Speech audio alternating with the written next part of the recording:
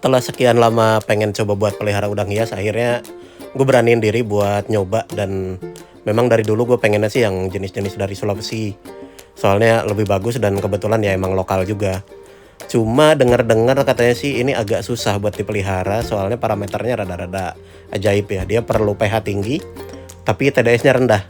Nah itu kan agak susah tuh biasanya setup parameter air yang kayak begitu.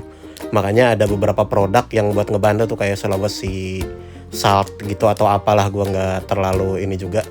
Tapi gue nggak pakai itu, gue pengen coba langsung aja pakai dengan parameter air apa adanya di rumah gue ya. Soalnya terakhir gue coba sih, gue cek itu, gue ukur air di rumah gue itu di kisaran 6,5 kalau air baru itu dari air sumur. Tapi kalau udah 1 hari di akuarium itu sekitar 7,5 sampai 7,7 lah. Nah ini gue berharapnya sih parameter ini bisa cocok sama udang Sulawesi yang emang butuh parameter pH tinggi. Itu di kisaran 8 ke atas, 8,2, 8,5 gitu lah. Moga aja aman sih. Jadi ini gue siapin akuarium ukuran 40 x 40 x 40. Cuma gue nggak sempat videoin waktu setupnya. Ya ini udah jadi aja. Itu di belakang gue taruh batu lumayan gede itu dari kolam dan lumutnya udah banyak ya. Harapannya sih bisa jadi makanan buat udang hiasnya. Terus gue ganti air full, ini udah direndam 1 hari lah ya, gue pakai akriflavin sama methylene blue. Jadi biar ngurangin bakteri, biar nggak terlalu banyak gitu. Terus gue kuras total lagi ini di hari H-1 atau H-2 sebelum udangnya datang. Ini gue ganti total full lagi dan harapannya sih bisa lebih steril lah akuarium atau airnya. Dan ini juga ada beberapa ekor gapi. Bukan gapi sih, angler ya, gue lupa jenisnya apa. Ini masih kecil-kecil, nantinya sih setelah udangnya datang bakalan gue serokin ikannya. Oh iya, ada beberapa jenis yang gue pesen sebetulnya, ini langsung dari Makassar. Yang pertama itu ada mini blue, terus ada cardinal shrimp. Itu yang paling banyak sih gue pesan, ada 10 atau berapa belas ekor gitu. Terus masih ada juga yang harlequin, itu Celebes Beauty. Itu yang paling bagus sih, cuma sayangnya di sana tinggal sisa 2 katanya. Dan ada satu lagi gue pesan tuh tigris, cuma katanya stoknya habis. Kemungkinan cuma ada 1, tapi bakalan dikirimin juga sih yang tigris itu 1. Nanti kita lihat aja sih datangnya kayak gimana, apaan aja spesies yang bisa dikirim gitu. Mungkin baru besok atau lusa sih barangnya datang, nanti gue langsung sambungin di video ini juga.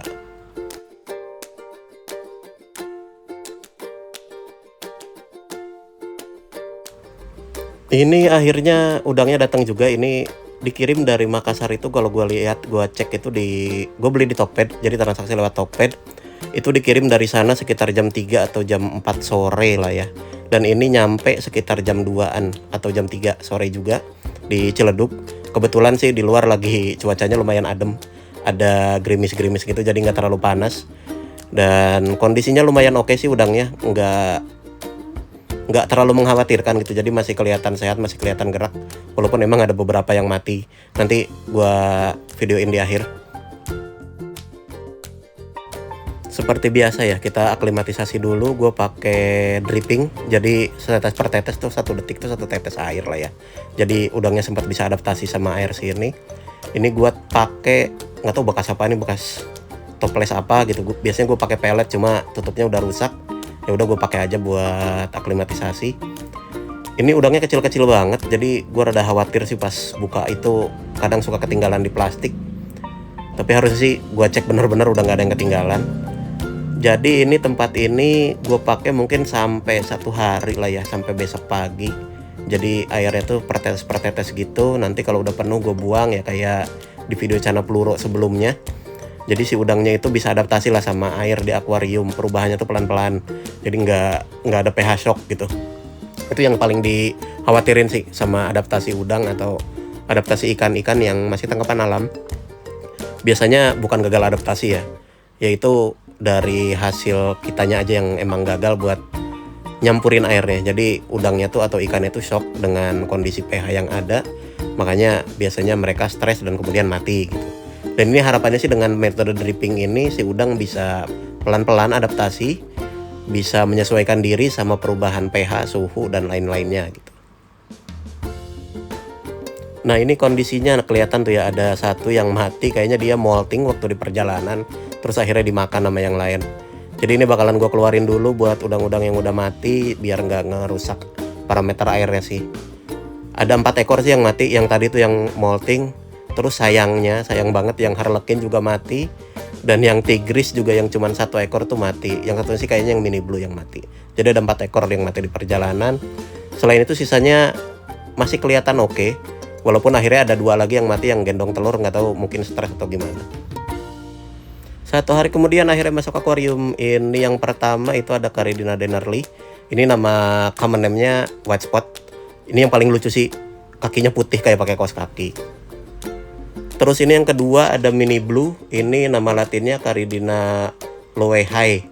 Gue nggak tahu ini nama siapa. Mungkin nanti gue bakalan bikin video yang lebih detail lah ya tentang spesies-spesies ini masing-masing.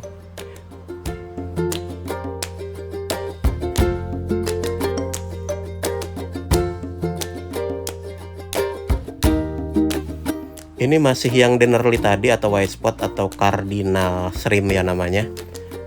Ini paling banyak emang, dan gue lihat juga ada yang beberapa yang lebih kecil dari yang ini.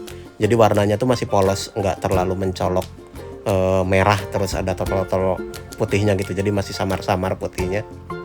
Nah ini sebenarnya primadonanya. Ini harlequin, common name-nya, atau nama latinnya Caridina spongicola. Ini yang dibilang Celebes Beauty, ini salah satu jenis yang paling pertama dikenalin. Waktu itu kalau nggak salah tahun 2000-an awal lah ya, gue sempet lihat-lihat udang Sulawesi itu. Sayangnya udangnya di belakang terus, jadi nggak pernah ke depan. Udah cuma 1 gitu kan. Dari sana dikirim 2, di perjalanan mati 1, ini tinggal sisa 1. Udangnya nggak ke depan-depan, dia sukanya di belakang, tapi ya udahlah. Kita nikmatin aja, yang penting udangnya sehat.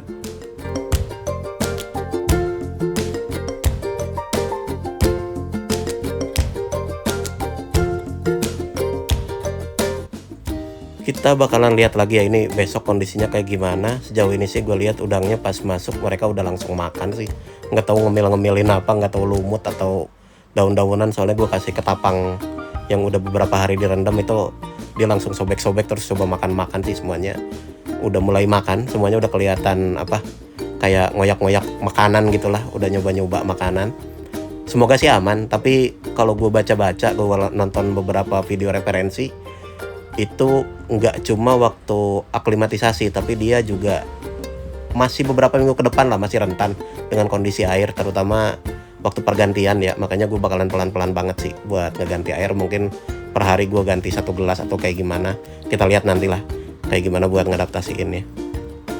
Dan buat sekarang mungkin itu dulu videonya.